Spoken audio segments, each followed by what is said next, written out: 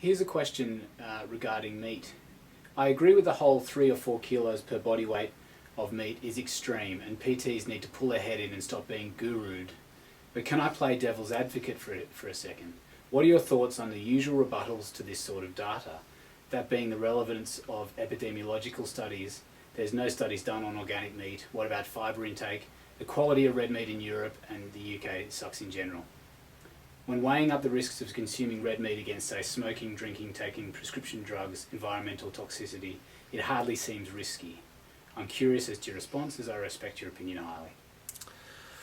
Well, it's not an easy question to answer, and food consumption and red meat consumption in particular is extremely vested, and people have very strong opinions about it. Whenever a study, be it an observational or epidemiological study, is published on the red meat consumption with potential woes, increase of heart disease risk, increase of cancer risk, a number of people jump up and down almost within hours of the press release to point out that these studies are invariably observational studies and they can never show causation and they can never prove anything, and therefore there's so many holes in this kind of research that why even bother?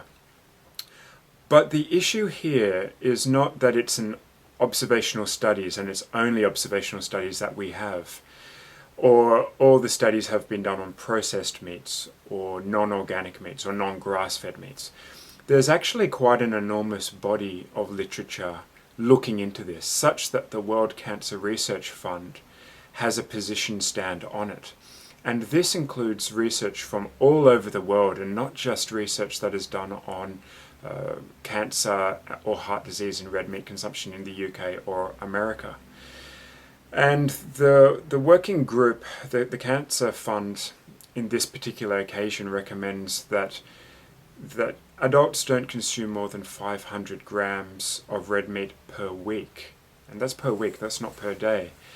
And this is based on an enormous amount of research collected from around the world. And this also includes Australian data, not just American data. There seems to be something more important than organic or grass-fed red meat, i.e. where it's coming from, a feedlot or free-living pasture-fed. And that seems to be there is something in the muscle meat that seems to be problematic. And researchers haven't really identified what this is yet. It could be the concentration of heme iron. It could be some of the nasty carcinogenic compounds that are formed both when it makes contact with hot surfaces or with flames, or that is naturally found in the meat. It could be something else like a bacterium that's found in muscle meat. There doesn't seem to be associations with red meat and ill health when food has been cooked for very long periods of time, but there certainly is when it's been cooked with some of the faster methods. So to give you a really solid answer, I'm not sure that I can, because we just simply don't know enough about this topic yet. But if you are looking at the World Cancer Research Fund on this, and they are analysing enormous amounts of research, which is not just epidemiological studies, there seems to be a strong association between high amounts of red meat consumption and most cancers and cardiovascular disease.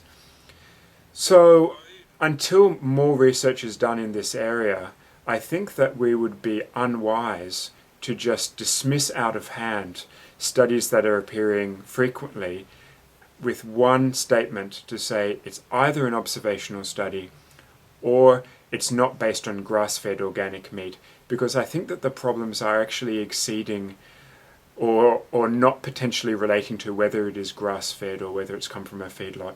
There seems to be something that's in the muscle meat that is potentially dangerous or potentially adverse to human health in large amounts. So on the basis of it, most of the research is very strong in supporting a Mediterranean-based diet, which is moderate amounts of red meat, lots of legumes and seafood, fruits, vegetables, nuts and seeds. And that to me is a diet that can be followed by the general public, followed by personal trainers, is enjoyable and healthy for us.